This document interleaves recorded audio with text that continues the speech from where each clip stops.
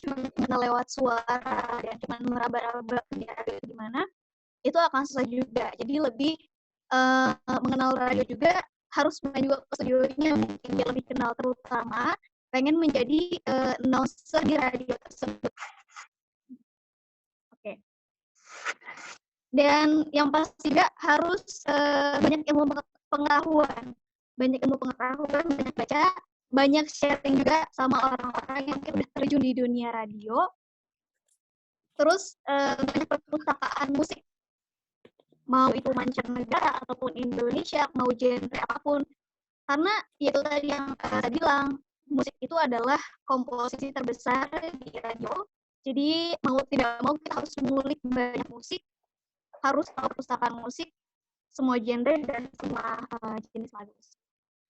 Terus yang selanjutnya, setelah kita banyak baca, banyak ilmu yang kita dapetin dan banyak perpustakaan musik, latihan vokal itu juga sangat penting bagi seorang announcer atau sebagai announcer pemula. Karena sebagai announcer kan kita harus memberikan performa yang baik ya, meskipun hanya melalui suara. Karena kita melalui suara, kita melalui visual, jadi ya itu tadi harus banyak latihan vokal. Hal yang paling dasar dan hal yang paling mungkin teman-teman bisa lakuin juga, latihan huruf vokal kayak A, I, U, E, O gitu. Itu salah satu hal yang paling dasar untuk melatih vokal supaya kayak pertama nggak belibet ngomongnya ketika berbicara atau membacakan berita, artikulasinya jelas.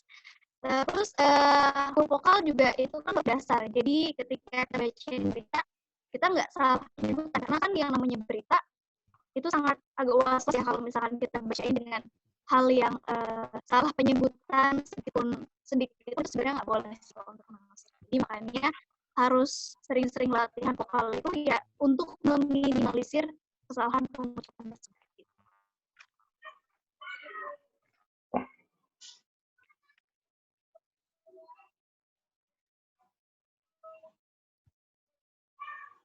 Mas Gilang diem, jadi nggak kedengeran.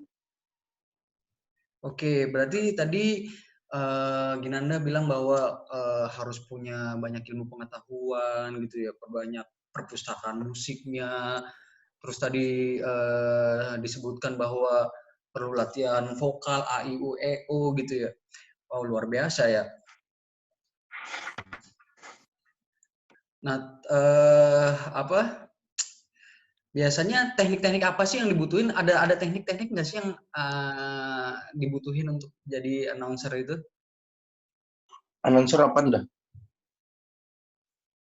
Oke, kalau tadi bisa dibilang salah satu syarat untuk jadi penyiar ya, banyak wawasan, terus juga vokal dan lain-lain. Kalau ngomongin teknik, sebenarnya nggak jauh-jauh dari yang tadi udah saya sebutin sih Mas. Gitu. Yang pertama adalah artikulasi yang jelas. Karena ya itu tadi 100% penyiar radio itu kan menggunakan suara, bukan visual.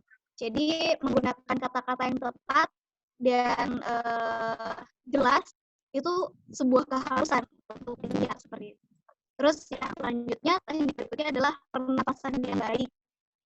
Jadi kalau kita punya nafas yang baik dan nggak sampai ketika membawakan acara itu terengah-engah gitu ya, kerennya kayak capek. Ya orang kayaknya habis lari-lari atau gimana itu harus dilatih juga pernapasan yang baik, pernapasan diafragmanya seperti itu. Terus berikutnya, ini nih mungkin yang bisa dibilang penyiar itu kan unik ya, dan keunikannya itu dari suara. Jadi harus bisa dan bisa dilatih juga mengekspresikan via suara. Intonasi suara ketika berbicara harus rendah, sedang, tinggi. Jadi itu ada tingkatannya ketika berbicara, jadi nggak flat aja. Kayak gitu. Jadi ada ekspresi atau intonasi suaranya itu juga kita harus belajar dan harus terlatih. Kayak gitu. Terus berikutnya improvisasi. Nah, mau nggak mau kita harus belajar dan harus sangat bisa untuk improve. Karena nggak mungkin kita membaca berita tok gitu. Kita harus mengimprove berita yang kita share ke pendengar seperti itu. Terus mengatur kecepatan suara. Nah, ini biasanya mungkin ada beberapa penyiar yang memang kecepatan suaranya memang udah dia nadanya cepet ngomongnya gitu, tapi lebih baik kecepatan suara juga kita atur sendiri. Jangan sampai karena keasikan ngomong, akhirnya kecepatan suaranya terlalu cepat atau bahkan terlalu lambat, karena itu juga boring kedengarannya. Yang terakhir, kendalikan mood. Ini mungkin yang paling agak sedikit PR buat para penyiar di luar sana. Bukan cuma saya aja sih, mungkin ada seluruh semua penyiar se-Indonesia juga. Yang paling agak sedikit susah adalah kendalikan mood. Ketika di luar kerjaan lagi mood yang nggak baik, otomatis kebawa ke siaran. Nah, itu dia PR-nya seorang announcer, jangan sampai mood itu kebawa ketika siaran. Seperti itu, Mas, teknik-tekniknya.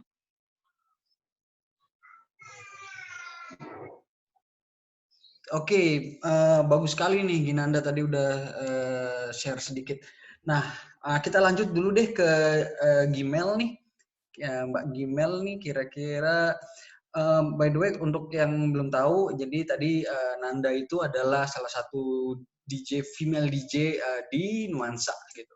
Nah, untuk Mbak Gimel nih sekarang, kira-kira tadi kalau bisa perkenalan dulu namanya, terus menyambung di awal tadi nih yang dari Ginanda, kira-kira apakah ada tips juga nih dari Mbak Gimel nih untuk menjadi seorang announcer? Silahkan.